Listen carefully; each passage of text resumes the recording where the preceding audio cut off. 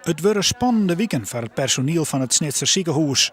Er moet tussen de 7 en 10 miljoen euro bezuinigen worden. Dat gaat ten koste van in elk geval 100 volslijne werkplakken. Wat voor gevolgen dat uiteindelijk had voor de werkvlier, kreeg het personeel van de midden te jaren. Nou, kijk, mensen komen bij zo'n bijeenkomst. We hebben natuurlijk al wel wat in de pers jammer genoeg kunnen lezen. Zijn daar gekomen in eerste instantie toch van ja, wat krijgen wij daar te horen? Je merkte gedurende de bijeenkomst en het uitleg van Jacques Thiarens dat mensen zeg maar naar voren gingen buigen. Zo van ja, dat is ook mijn ding wat hier gebeurt. Ik heb na afloop al wat mensen gesproken. Die zeiden ja, we snappen de plannen wel in hoofdlijnen. We vinden ook dat er wat moet gebeuren.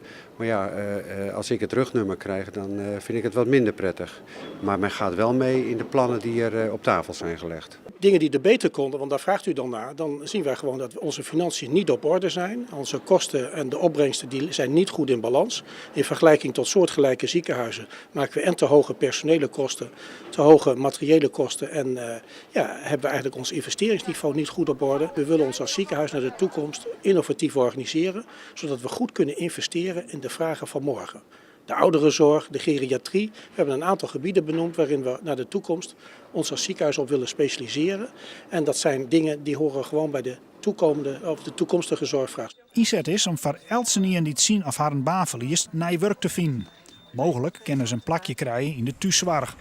Maar hoeveel meewerkers er uiteindelijk uitmatten en voor hoeveel mensen er oor werk is, wordt pas over 4 weken duidelijk. Uiteindelijk gaat het om de organisatie, hè? Dat snap je allemaal. Maar op het moment dat jouw baan ter discussie staat, is dat volgens mij voor niemand in dit land een prettig gebeuren.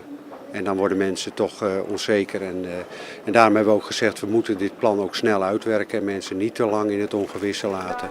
De bezuiniging zouden nedig wezen om de kosten oprennen, whilst de inkomsten hield iets minder worden.